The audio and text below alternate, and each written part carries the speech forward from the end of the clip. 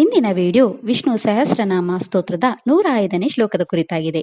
ಈ ವಿಡಿಯೋದಲ್ಲಿ ವಿಷ್ಣು ಸಹಸ್ರನಾಮ ಸ್ತೋತ್ರದ 105ನೇ ಶ್ಲೋಕದ ಅರ್ಥವನ್ನು ತಿಳಿದುಕೊಳ್ಳೋಣ ಮತ್ತು ಈ ಶ್ಲೋಕವನ್ನು ಪಠಿಸುವುದರಿಂದಾಗುವ ಪ್ರಯೋಜನಗಳನ್ನು ಸಹ ನಾವು ತಿಳಿದುಕೊಳ್ಳೋಣ. ವಿಷ್ಣು ಸಹಸ್ರನಾಮ ಸ್ತೋತ್ರದ 105ನೇ ಶ್ಲೋಕವು ಹೀಗಿದೆ. ಯಜ್ಞ ಭೃತ್ ಯಜ್ಞ ಕೃತ್ ಯಜ್ಞೀ ಯಜ್ಞ ಭುಕ್ ಯಜ್ಞ ಸಾಧನಃ ಯಜ್ಞಾಂತಕೃತ್ ಯಜ್ಞ ಗುಹ್ಯಂ ಅನ್ನಮನ್ನಾದ ಏವ ಚ. ಈ ಶ್ಲೋಕದಲ್ಲಿ ಭಗವಾನ್ ವಿಷ್ಣುವಿನ 9 ನಾಮಗಳಿವೆ. ಈಗ ಭಗವಾನ್ ವಿಷ್ಣುವಿನ ಈ ಪ್ರತಿಯೊಂದು ನಾಮದ ಅರ್ಥವನ್ನು ತಿಳಿದುಕೊಳ್ಳೋಣ. ಮೊದಲ ವಿಷ್ಣು ನಾಮವು ಹೀಗಿದೆ. ಓಂ ಯಜ್ಞಭೃತೆ ನಮಃ. ಈ ವಿಷ್ಣು ನಾಮದ ಅರ್ಥ ಭಗವಾನ್ ವಿಷ್ಣು ಯಾಗವನ್ನು ಸ್ವೀಕರಿಸುವವನು ಅಥವಾ ಎಲ್ಲಾ ಯಾಗಗಳ ರಕ್ಷಕನಾಗಿದ್ದಾನೆ ಮತ್ತು ಪೋಷಕನಾಗಿದ್ದಾನೆ. ಎರಡನೇ ವಿಷ್ಣು ನಾಮವು ಹೀಗಿದೆ. ಓಂ ಯಜ್ಞ ಕೃತೆ ನಮಃ.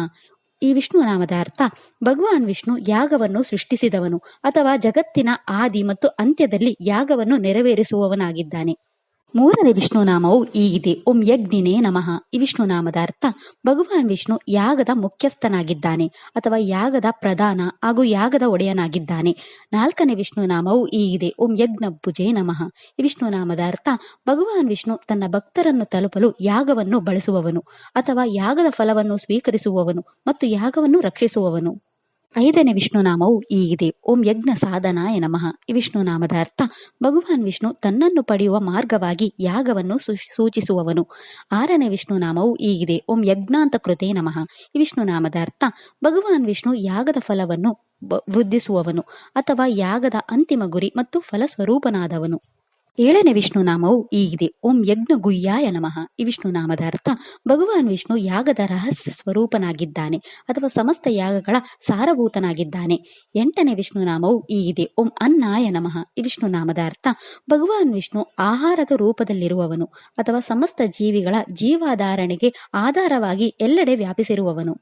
ಒಂಬತ್ತನೇ ವಿಷ್ಣು ನಾಮವು ಹೀಗಿದೆ. ಓಂ ಅನ್ನದಾಯ ನಮಃ. ಈ ವಿಷ್ಣು ನಾಮದ ಅರ್ಥ ಭಗವಾನ್ ವಿಷ್ಣು ಅನ್ನವನ್ನು ಸೇವಿಸುವವನು ಅಥವಾ ಇಡೀ ಜಗತ್ತನ್ನೇ ತನ್ನ ಆಹಾರವನ್ನಾಗಿ ಸ್ವೀಕರಿಸುವವನು. ಈ ಶ್ಲೋಕವನ್ನು ಪಠಿಸುವುದರಿಂದ ಅಥವಾ ಕೇಳುವುದರಿಂದ ಉತ್ತಮ ಆರೋಗ್ಯ ಲಭಿಸುತ್ತದೆ. ಈ ಶ್ಲೋಕವು ನಮಗೆ ಎಂದಿಗೂ ಅನ್ನದ ಕೊರತೆಯಾಗದಂತೆ ನೋಡಿಕೊಳ್ಳುತ್ತದೆ. ನೀವು ಮತ್ತು ನಿಮ್ಮ ಇಡೀ ಕುಟುಂಬವು ದೇವಿ ಅನ್ನಪೂರ್ಣೇಶ್ವರಿ ಮತ್ತು ಧಾನ್ಯಲಕ್ಷ್ಮಿಯ ಆಶೀರ್ವಾದವನ್ನು ಪಡೆಯುತ್ತೀರಿ. ಇದು ನಮ್ಮ ಕರ್ಮದ ಋಣವನ್ನು ಹೋಗಲಾಡಿಸುತ್ತದೆ, ಸಮೃದ್ಧಿ ಮತ್ತು ಸೌಭಾಗ್ಯವನ್ನು ಕರುಣಿಸುತ್ತದೆ, ಆಳವಾದ ಆಧ್ಯಾತ್ಮಿಕ ಸ್ಪಷ್ಟತೆಯನ್ನು ನೀಡುತ್ತದೆ ಹಾಗೂ ಭಯ, ನಕಾರಾತ್ಮಕತೆ ಮತ್ತು ಆತಂಕಗಳಿಂದ ನಮ್ಮ ಮನಸ್ಸನ್ನು ರಕ್ಷಿಸುತ್ತದೆ. ರೇವತಿ ನಕ್ಷತ್ರಕ್ಕೆ ಸೇರಿದ ಜನರು ತಮ್ಮ ಜೀವನದಲ್ಲಿನ ಎಲ್ಲಾ ಸಮಸ್ಯೆಗಳನ್ನು ತೊಡೆದು ಹಾಕಲು ಮತ್ತು ನಿಮ್ಮ ಜೀವನದಲ್ಲಿ ಎಲ್ಲಾ ಶುಭಗಳನ್ನು ಪಡೆಯಲು ಈ ಮಂತ್ರವನ್ನು 27 ಬಾರಿ ಜಪಿಸಬೇಕು. ಇದಿಷ್ಟು ವಿಷ್ಣು ಸಹಸ್ರನಾಮ ಸ್ತೋತ್ರದ 105ನೇ ಶ್ಲೋಕದ ಕುರಿತಾಗಿದೆ. ನಾಳೆಯ ವಿಡಿಯೋದಲ್ಲಿ ವಿಷ್ಣು ಸಹಸ್ರನಾಮ ಸ್ತೋತ್ರದ 106ನೇ ಶ್ಲೋಕದ ಮೇಲೆ ಚಿಂತನೆಯನ್ನು ಮಾಡೋಣ. ಶ್ರೀಕೃಷ್ಣಾರ್ಪಣಮಸ್ತು. ಈ ವಿಡಿಯೋ ಇಷ್ಟ ಆದರೆ ಲೈಕ್ ಮಾಡಿ, ಶೇರ್ ಮಾಡಿ ಮತ್ತು ಚಾನೆಲ್ ಸಪೋರ್ಟ್ ಮಾಡೋಕೆ ಸಬ್ಸ್ಕ್ರೈಬ್ ಮಾಡಿ. ಧನ್ಯವಾದಗಳು.